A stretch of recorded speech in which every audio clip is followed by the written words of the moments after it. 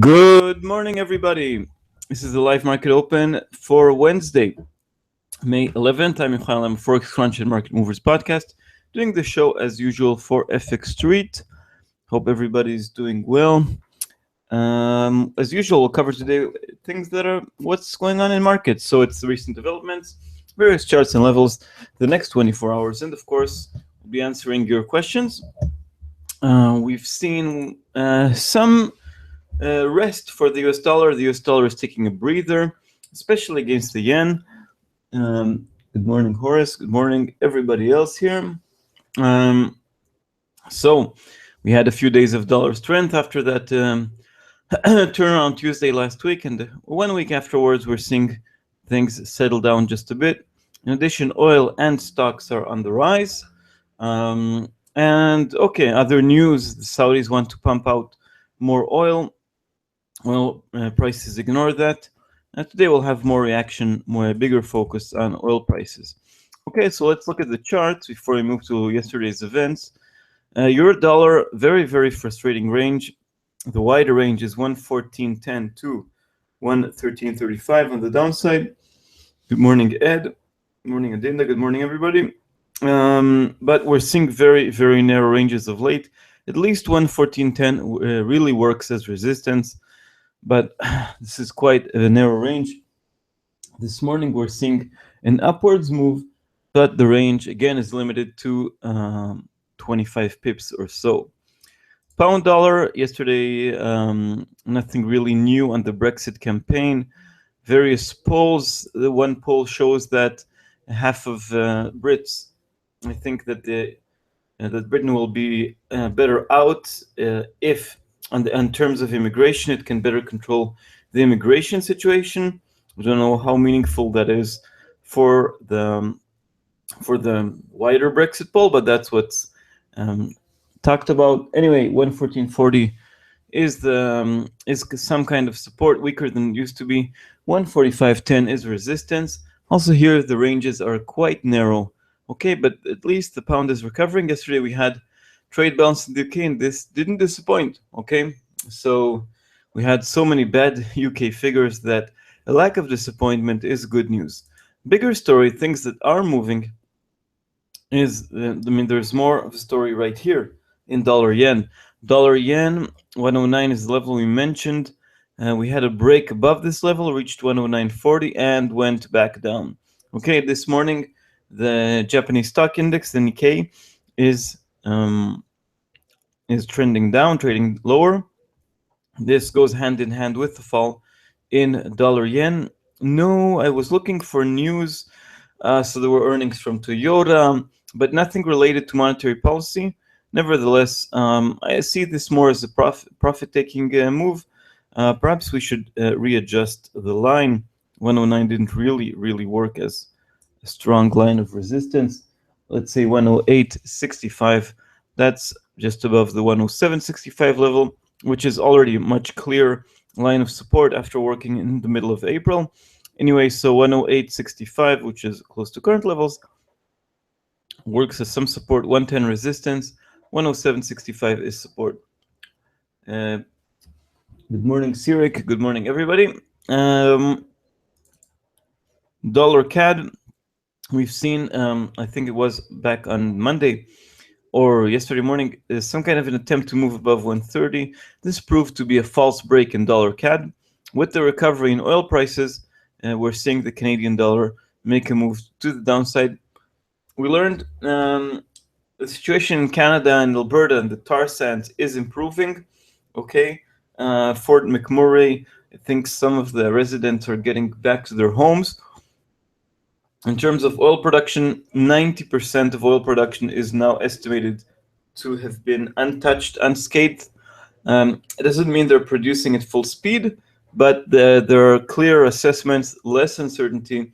And now, in a matter of weeks, oil production is expected to return to 90% of what it was. So this, in theory, should add to pressure on oil prices because we have more clarity, less uncertainty, and less damage than expected to oil production. And adding to what I said before about the Saudis, they announced that they will continue pumping oil at full speed. I don't see things moving so quickly. It makes sense to see more of a supply glut in oil and not a rise in oil prices, but that's what we've seen yesterday, at least. So oil prices are above the lows seen earlier this year. In theory, when prices are low, demand is expected to rise, just because prices are lower and you can just burn more fuel. And yeah, so we're off the lows on oil, but certainly not going anywhere fast. So despite this recovery, let's take a look at oil prices. 44.35, so we're above the low seen here around 43.20. But if you take a wider look, you can imagine more of a downtrend right here, a very moderate downtrend in oil prices. And this makes much more sense to me because there's just too much supply, not enough demand. I would expect more pressure on oil prices, more pressure on the Canadian dollars. Okay, let's continue with the Aussie dollar. Aussie dollar managed to recover with oil prices, with other commodity prices that finally rebounded with stock prices. So we reached a low. My low level was 72.80, but I think we should adjust that. That used to be an old line that worked in both ways quite nicely. But now I'll put this line now at the round level of 73 because that's where we fell to earlier this week. 73.75 still works as resistance, followed by 74.40. Australian dollar did stabilize.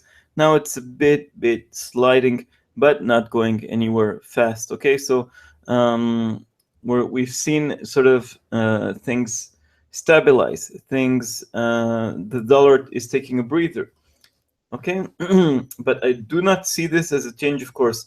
Last Tuesday, we've seen a real change of course for the US dollar. The US dollar fell to new lows and then made a very impressive turnaround. Okay, so what I'm seeing now is a profit-taking move on the US dollar, but not a change of course. Okay, of course, I may be wrong. Anyway, Kiwi dollar, here we've seen a big rebound in the Australian dollar. Remember, after the Reserve Bank of Australia cut interest rates last week from 2% to 1.75, and then also lowered forecasts. We were expecting also the Reserve Bank of New Zealand to do something like that. But overnight we had the financial stability report, perhaps the most important event yesterday on the calendar, I mean in terms of market movements. And what we had was expectations for the RBNZ to lower forecasts, to hint about a rate cut, to paint a more worried picture of the global economy and the Kiwi and the New Zealand economy. That didn't happen. Also, we had expectations that the Reserve Bank of Australia would announce macroprudential measures. That means measures to curb the enthusiasm, if you wish, in the housing sector in Auckland.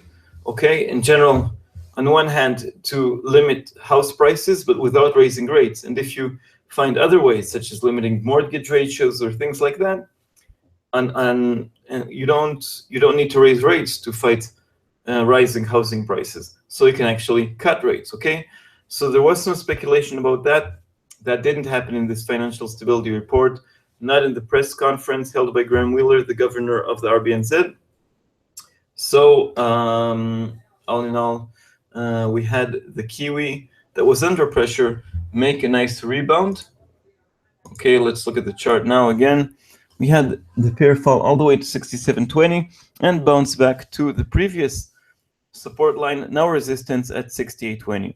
So the pair is still at the lower range. Okay, it didn't go back to the higher range, but we did have a recovery over here. Okay, dollar Swiss, 97.32 at the moment. It reached a high with this of 97.60. With the sort of slide, the profit taking in the US dollar, we're seeing it also on dollar Swiss. 98 is resistance, 96.40 support. Euro Swiss, not doing too much. It did reach 111. We did see weakness of the franc, or perhaps some intervention, perhaps not. Anyway, the Euro franc is certainly above the lows. I suspect it might get used to this range and trade in a very narrow range for quite some time before making the next move, which could be both ways. Don't have a specific bias. Euro pound, 79.30 works very nicely as resistance. Once again, we opened the morning with the pair just under 79. 78.30 is support, 79.30 is resistance, just under 79 at the moment. Higher resistance 80.20. Lower support at 77.40, which is a veteran line. Euro yen made a move to the upside with this second wave, if you wish, or third wave of yen weakness. But now that the yen has made a comeback, also this pair moves in the same direction. Euro dollar extremely stable, dollar yen moving much more. So we passed the 124 line, 124.20. Things are becoming more choppy here. I'll have to re-examine. This line looks more realistic to put it right here at 124.40 as resistance, and perhaps some kind of support. Right here at 123.60, more or less. Anyway, this cross is a bit more choppy. We're seeing it bounce from the lows. A clear line on this chart is 121.65, which was a triple bottom, as you can see here, for euro yen. Okay, so that's strong support.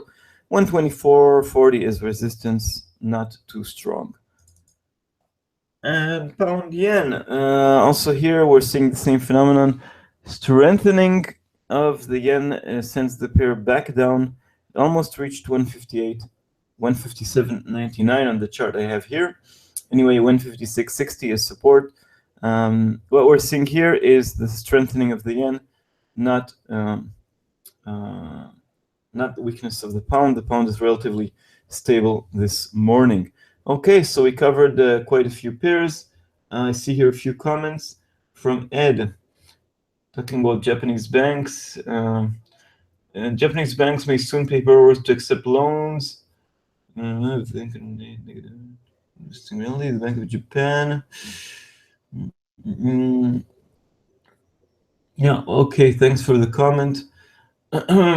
I'll remind everybody we had reports by Bloomberg, I think it was at the time, that the Bank of Japan is considering, as you said, to pay lenders, pay banks in order for them to lend money to the real economy, something similar to the Bank of England's, to the ECB's TLTROs that was based originally on the Bank of England's FLS, funding for lending. The idea, the more official name was to apply negative rates to loans. That's what sent dollar yen very high, okay, above 110. A week afterwards, we actually had the Bank of Japan's decision. Okay, so this is the move right here. At the end of on April 22nd, it was a Friday. This report came out on Bloomberg. It's still a possibility. What you're mentioning here, we almost touched 112. A week later, after the pair did hold on to higher ground, the Bank of Japan made its decision, didn't announce anything of significance, and we had this total collapse of around 600 pips.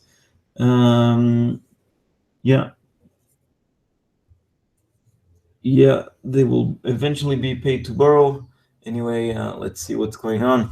At the moment, dollar yen is still, I think, too weak for the Japanese authorities, but markets still have the upper hand. At least it's not under 105. 105, 100 are levels eyed by quite a few analysts as levels where the Bank of Japan could intervene. Anyway, good morning, Luca. Good morning, Sirik. Kuroda is truly keeping the kamikaze tradition alive. Yeah, dollar yen. Valeria Bidnarik, chief analyst at FX Rate. I would say she's an expert in dollar yen. I think it's one of her favorite, if not the favorite pair. I find dollar yen to be at times very, very boring, and then crazy, like what people say about Forex in general, that it's like being in air traffic control. Most of the time you're sitting bored in your tower at the airport and everything goes very smoothly, and then suddenly you have a situation where two planes can collide and you have to act very quickly, and it's a roller coaster, kamikaze. And Anyway, at least dollar yen is moving more than euro dollar. In recent weeks, dollar yen is more interesting. That's for sure. Another comment by Ed: Swiss may pay all citizens a monthly salary even if they work. If I remember rightly, it's going to be about 2,500 euros per month. Wow, that's not helicopter money, but ballistic bazooka money.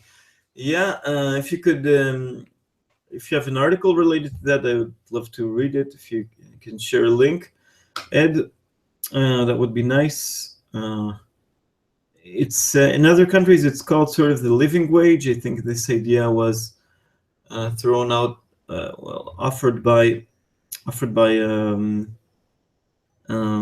also George Osborne, the Chancellor of the Exchequer in the UK.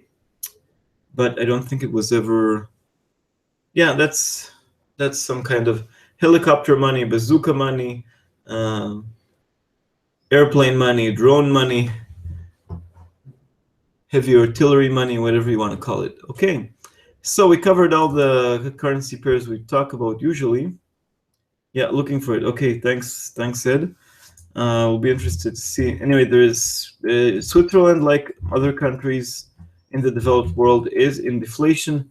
So giving people money to spend it out is also a possible solution. Okay. Other news.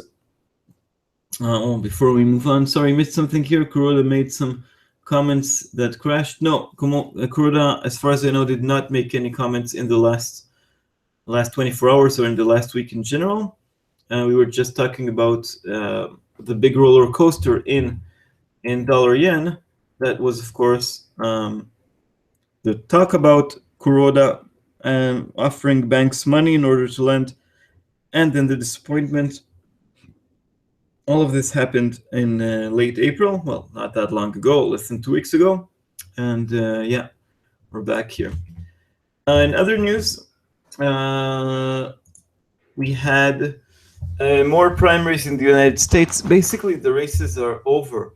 Okay, so Trump is already the presumptive nominee. His opponents fell out. There were some rumors that Ted Cruz could come back, but Donald Trump won both Nebraska and West Virginia tonight in races which were not really eyed by anybody.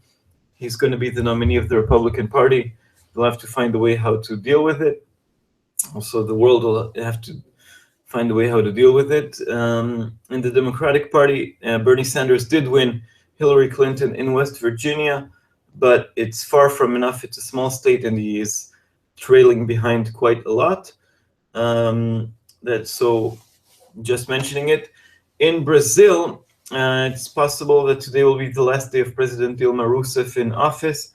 The impeachment proceedings, which were held back earlier this week, are in full motion. Markets like that because they think that another government will be better in terms of managing the economy, which is in recession. Of course, Brazil is suffering from the falling commodity prices more than anything else, but also because of corruption. I don't think that, unless you have some radical change in government there, some new anti-corruption party that will take the reign, I don't see big changes coming in Brazil. Of course, investors are fed up with the current government, so a new government, a new president always provides new hope. So the Brazilian real is rising towards that. Brazilian stocks are rising. The impeachment process began already in April. I believe that we might have a buy the rumor, sell the fact. We're seeing the Brazilian real strengthening. And once Rousseff is out, once we have a new government and the dust settles and there's no real change in Brazil, then we could see the Brazilian real fall back down. Okay, it's not a currency pair I'm following really closely, but it's one of the world's largest economies, the 7th or the 8th, one of the biggest emerging economies. Analysts see things that are happening in Brazil as potential for what will happen in India and Russia and China and South Africa. Okay, so it's something to watch out for. At the moment, if we see Rousseff being ousted from government, then we can see perhaps a better mood in markets. Again, it's not the most influential country, but still worth noting, okay? Lucas says, seems like the RBNZ was less dovish than expected. Exactly, I was referring to that earlier. The Reserve Bank of New Zealand did not introduce new or did not talk about macroprudential tools. If you have tools like limiting mortgage levels, that could sort of cool down the housing market. At the same time, the RBNZ could cut rates. We didn't hear anything like that. They weren't extremely dovish. They're not. It doesn't seem that they're very eager to follow the RBA with rate cuts, new rate cuts. So after the kiwi fell in anticipation of, okay, who's next, the RBNZ, we've seen a big rebound. 68.20 remains resistance. Yeah, another comment here from Ed. You put up a link to the Daily Mail. I would hesitate just a bit with the Daily Mail, but anyway, let's share it with everybody. Daily Mail reports the Swiss government proposes paying everyone £1,700 a month, whether they work or not, in a bid to end poverty.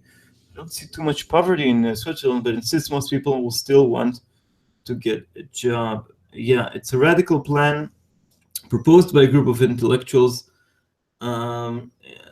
It's an idea. I don't think they'll go through with it. There are poor people in Switzerland, but I don't think the country in general suffers from a poverty problem. Okay. Basic income is an idea floated also in the UK. That's why I think Daily Mail is focusing on that. That's why it appears in British press, because it's also an idea that appeared in the UK. Now you're sharing. Voting is on June 5th. Wonder if 99 vote yes. And here's an article. Okay, the same article from Reuters. Okay, now that's already more interesting, at least to me. So they report. Oh, but that's from October 2013. So it's not really news. Anyway, if we have developments, if we have one country experimenting with this kind of living wage, then I think we can have others examining it as well. Same with QE, that Japan was the first. Same with negative rates. Japan usually was at the forefront of monetary policy, but when the US makes a move, then Europe follows with a lag. Europe is always a bit late. Okay.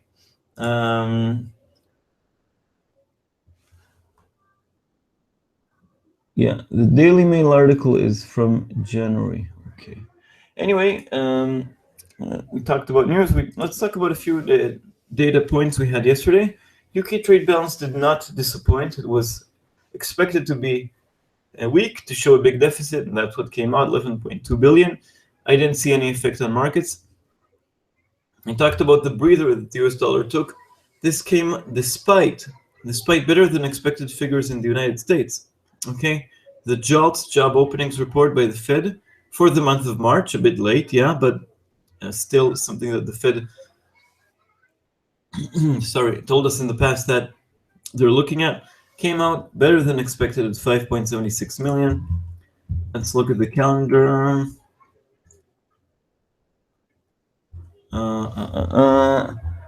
For yesterday, here we go, 5.757, better than expected and with an upwards revision. Also, the level of quits was relatively upbeat.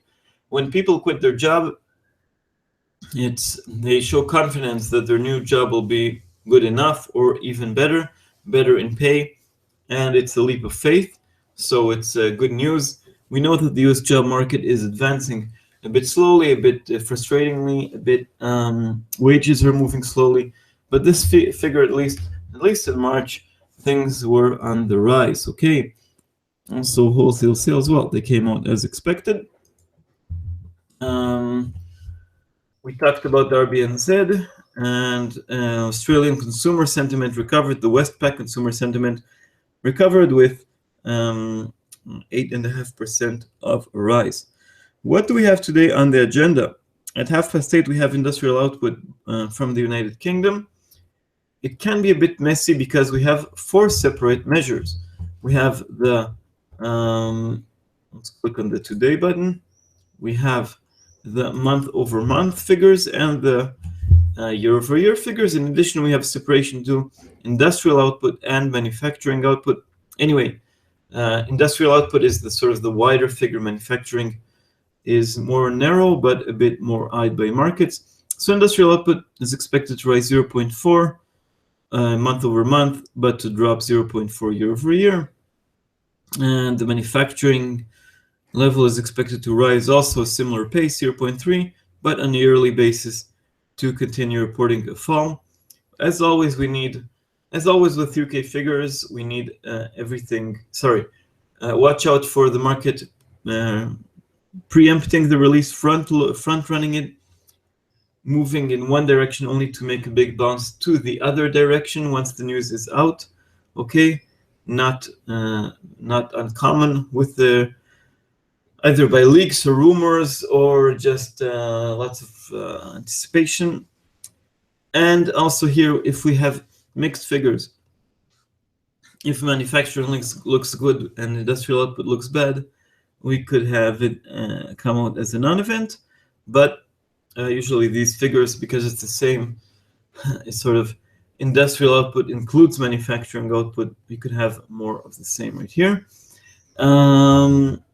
Later today, we have the oil inventories. This could be of higher importance. As I said, oil prices did rebound yesterday, but actually there is a glut. There's too much oil floating around. The headline figure here is the crude oil inventories. A small rise of 500,000 is expected after a rise of 2.8. But also watch out for the levels of production, the levels of distillates and gasoline. And for those of you awake at night, Japanese current account at 10 minutes to midnight. It reminds me of a song of Iron Maiden. Anyway, we have it right here. Current account. Well, we have a few figures from Japan, bank lending, foreign bond investment. Current account is expected to be positive to show an inflow of yen into Japan, an inflow positive, 3 trillion yen. Let's see how it turns out. Okay, we have a few comments here. A bit puzzled by oil inventories back on the rise, and Saudis looking to pump the heavy hell into the market to fight Iran's share. The oil is still going up. Yes, it's confusing indeed. I see what's going on as yesterday we had a day of rebounds. A rebound in against the US dollar. We had a few days of a stronger US dollar. Now we're seeing it fall back. And the same goes with oil. Higher stock prices, higher oil prices, more of profit taking, more of a change of direction. Not a change of direction, but just a correction, necessary correction. Canada is coming back online. At least we have an estimate about how much time it'll take, a matter of weeks, and that 90% of production is unscathed.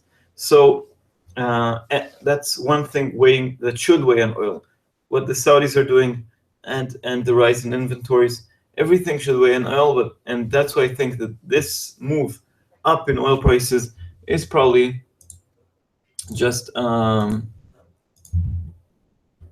look at oil, just a correction. Okay. Well, already this morning it's beginning to slide once again. Watch out for the 40 level or 42.40 beforehand. On WTI crude oil, of course, it's not the only oil measure. Anyone wants to buy Swiss passport? Only 10 left. How much do they cost? Anyway, do you think markets are speculating the Bank of Canada may cut rates to offer relief after the wildfire crisis in Canada? Currently, there's no speculation about that. The Bank of Canada did express its concern about the strengthening of the Canadian dollar. Remember, that the Canadian dollar strengthened from dollar CAD was almost 147. Currently, it's 1,700 pips lower. We already fell to a level of 2,200 pips lower. Okay, from the peak. Of course, oil prices did recover. The Canadian economy enjoyed the weaker Canadian dollar to recover, and now the same Canadian dollar, the pendulum swing, can hurt the economy once again. They didn't have a specific comment on the wildfires. Currently, there's hope that the situation will end relatively soon. There's more information about what's going on. More hope that this will end sooner rather than later. Of course, if it turns into long-term damage for oil production, long-term damage for the Canadian economy, the Bank of Canada could react to that. At the moment, they're not. I didn't see any. I mean, I think it would take quite a lot to have them cut rates. Remember that the government introduced new stimulus anyway, so that could be positive for the. That means that the Bank of Canada has no urgency to act. Okay. It says, don't forget, officially Canada has sold all its gold. They've done what you did back in the 80s. What the UK did back in the 80s. Yeah. Yeah. So they have oil, but they don't have gold. Okay. So we talked about all the events we have today. Let's just recap on events in general this week.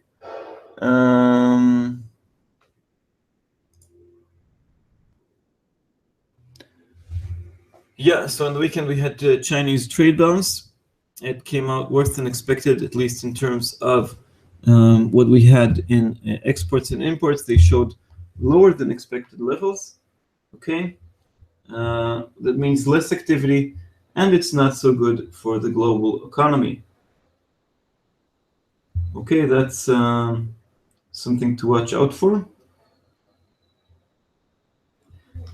We had, China, of course, an ongoing story. On Monday, we had the Eurogroup meetings. They did not result in a clear agreement.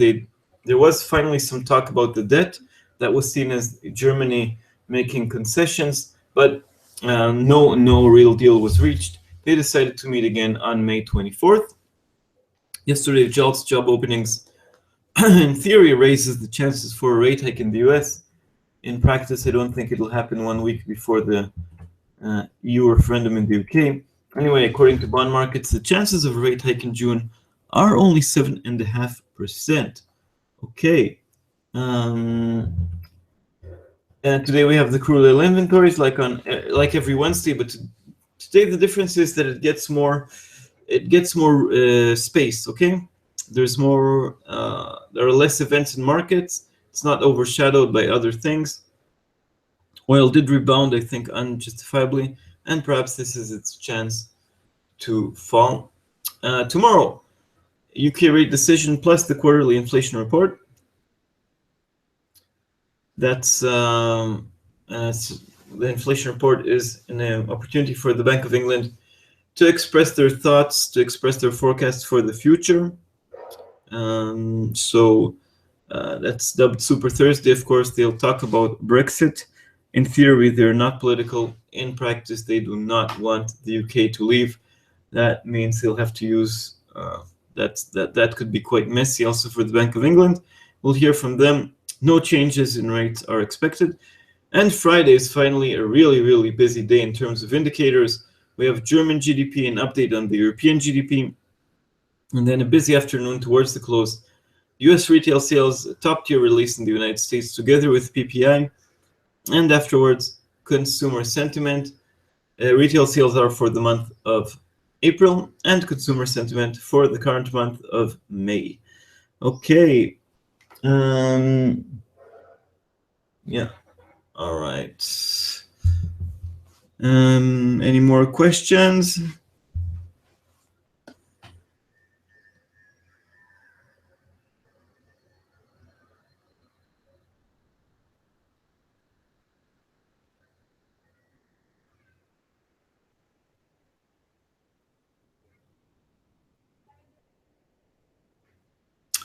Yeah, let's look again at a few charts. We take a bigger picture look. This is euro dollar.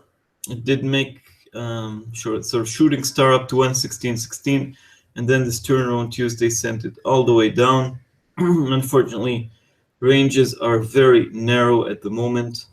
That's a bit frustrating.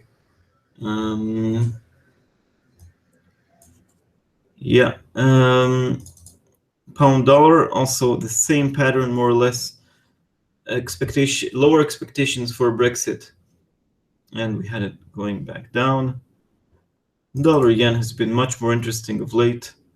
The trend remains to the downside, but in the middle we had quite a big recovery. Any ideas about gold? Asks Dan. Gold COTS. I'm not aware of COTS, COTS. Anyway, if you want to look at gold prices. No, that's silver. Gold, since the beginning of the year, has been shining, as they say, pun intended. The speculation, weaker job market, weaker global markets, so higher speculation of more, the commitment of traders. Yeah, CFTC commitment of traders. I'm not aware of the figures. I used to look in the past on the commitment of traders.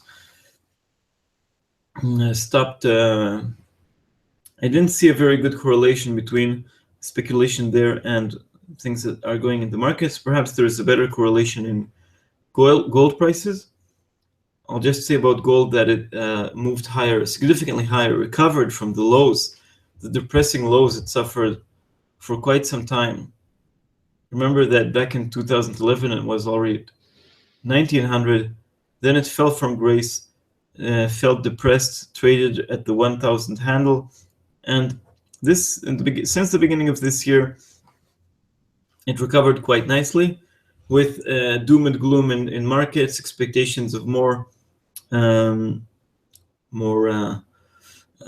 weakness, more printing from central banks, less rate hikes. Since February, things have improved in the atmosphere in markets, and gold prices got a bit stuck. Okay, now you're mentioning that short contracts on gold are the highest ever. Okay, when things become too extreme, when everybody's short, nobody's left to sell. Okay, so that would imply if they're at an extreme, again, not that the market is bearish on gold and the trend is lower, but that contracts are extreme.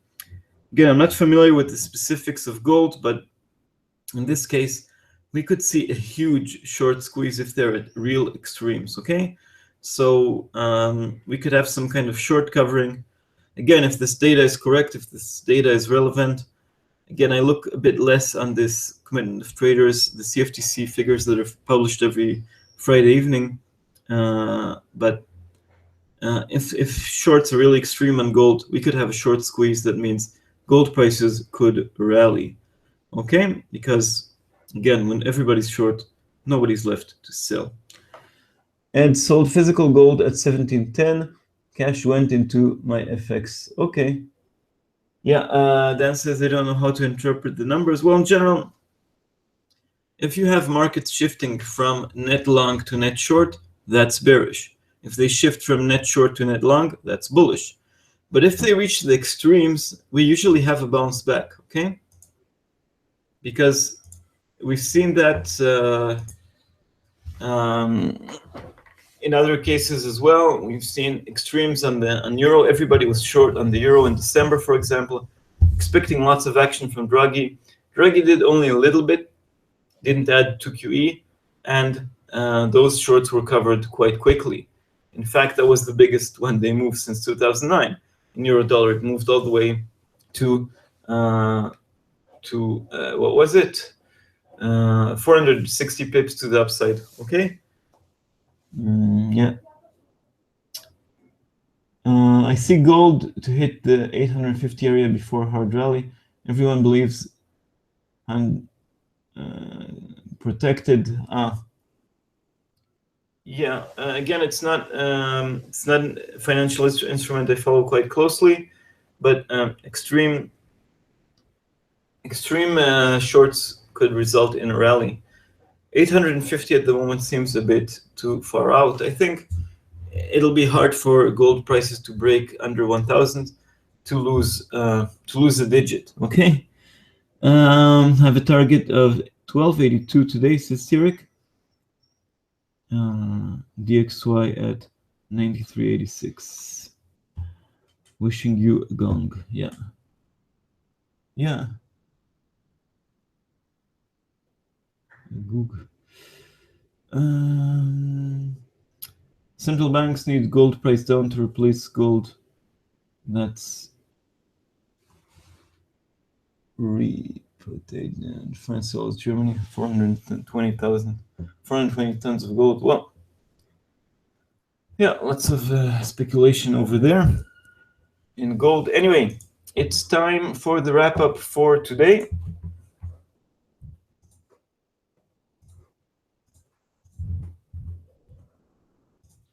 So this is the wrap up for live market open for Wednesday, May 11th.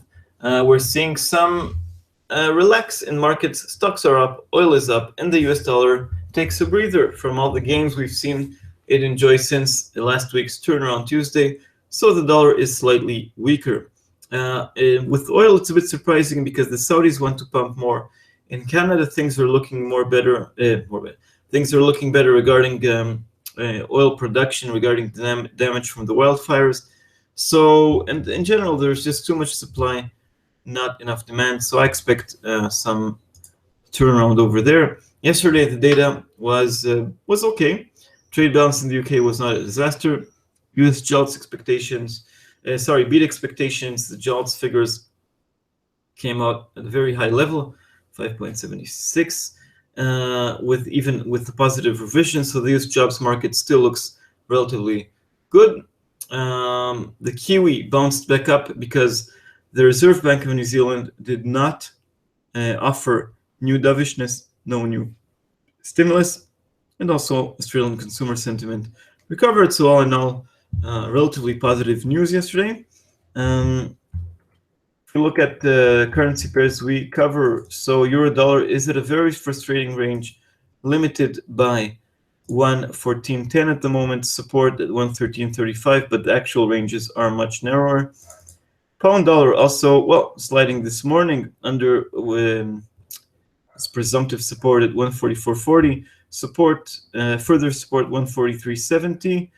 It could be an interesting morning for the pound. We'll talk about that soon. In this wrap up, dollar yen had an exciting day. It went all the way to 109.40, only to slide back down. So real strong support at 107.65, resistance at 110. The Canadian dollar recovered with oil prices. They had a false break above 130. Now battling 129.30, support 128.30 and 127.50. Resistance remains 130. The Australian dollar also found the bottom there at 73, but never went anywhere fast. 73.75 is resistance. And here is the recovery of the kiwi.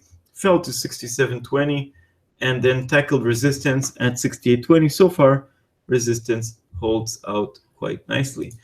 It's going to be probably an interesting or choppy morning for the pound because we have UK industrial output.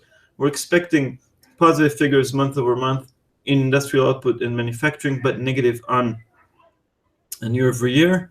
Remember, we have 20 to 30 minutes of price action before the release, and then on the other side after the release. Also, lots of price action. Sometimes markets are front running their release. Okay, the bigger focus is the Brexit debate, not industrial output, but most UK figures have been negative of late, so expectations here are also a bit lower, despite yesterday's trade balance.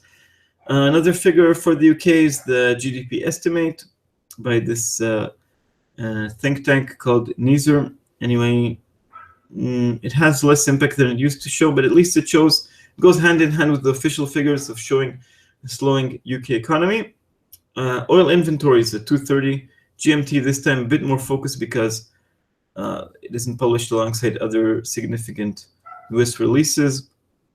I believe this could provide the reason for selling oil once again, but have to wait, of course, for the data before acting.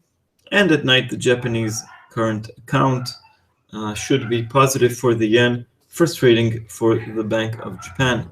So all in all, we're seeing a slightly weaker US dollar after big gains, but the picture, I think it's just a correction, not a change, of course, for currency markets. Okay. Yeah, before we head off, we see some comments here.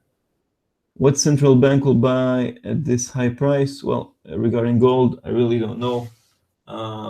Central banks work on a long-term basis.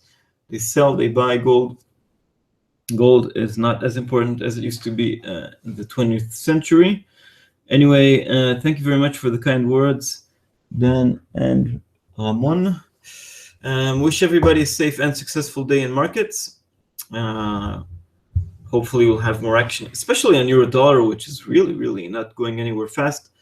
And yeah, we'll be here tomorrow. So that's it for today. Thank you and bye-bye.